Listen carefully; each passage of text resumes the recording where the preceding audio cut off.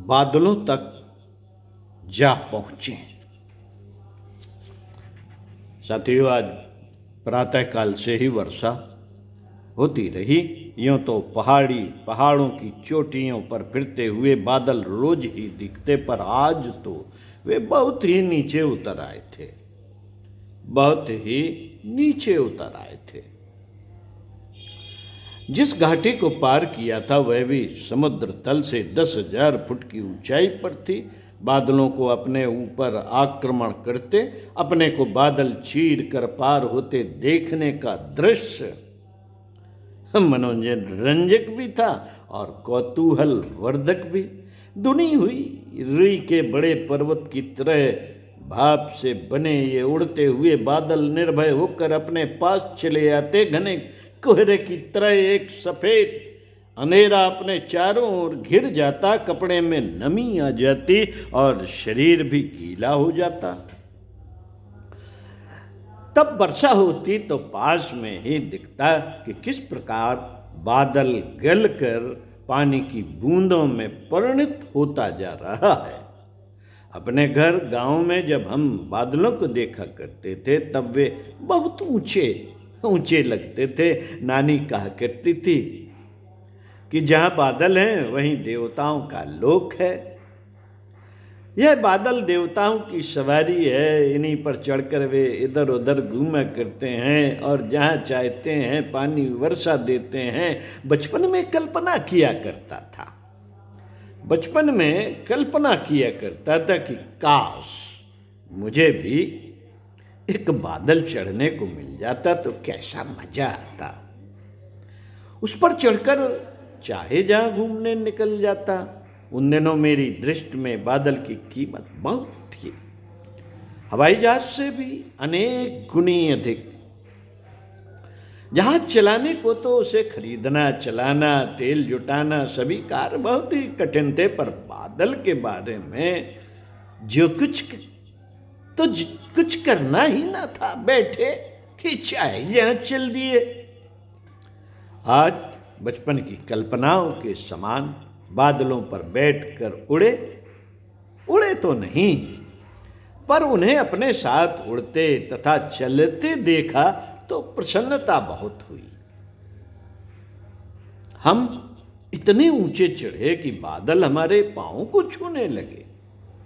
सोचता हूं बड़े कठिन लक्ष्य जो बहुत ऊंचे और दूर मालूम पड़ते हैं मनुष्य इसी तरह प्राप्त कर लेता होगा।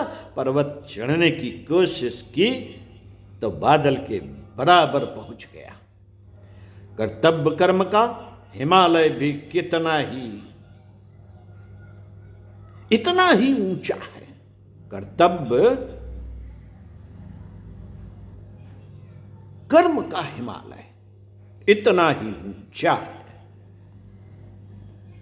यदि हम उस पर चढ़ते चले तो साधारण भूमिका में विचरण करने वाले शिष्णोदर परायण लोगों की अपेक्षा वैसे ही अधिक ऊंचे उठ सकते हैं, जैसे कि निरंतर चढ़ते चढ़ते 10,000 फुट ऊंचाई पर आ गए।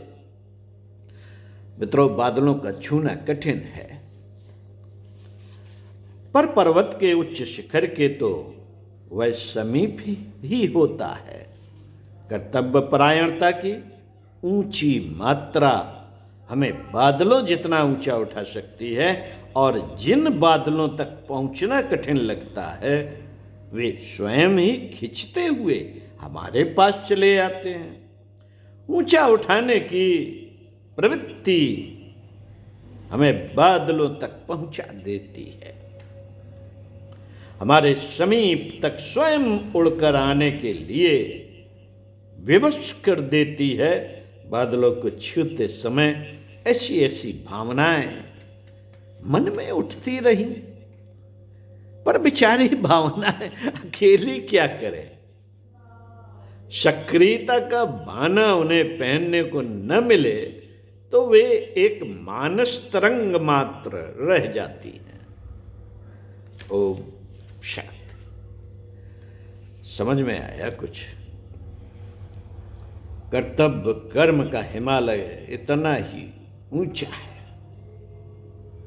लेकिन अगर हम कर्तव्य कर्म को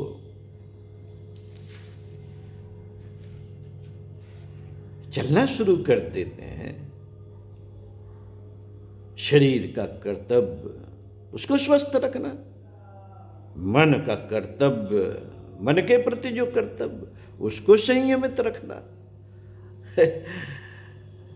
परिवार के प्रति, पत्नी के प्रति, बच्चों के प्रति, समाज के प्रति, माता पिता के प्रति जब कर्तव्य भाव में हम चलते हैं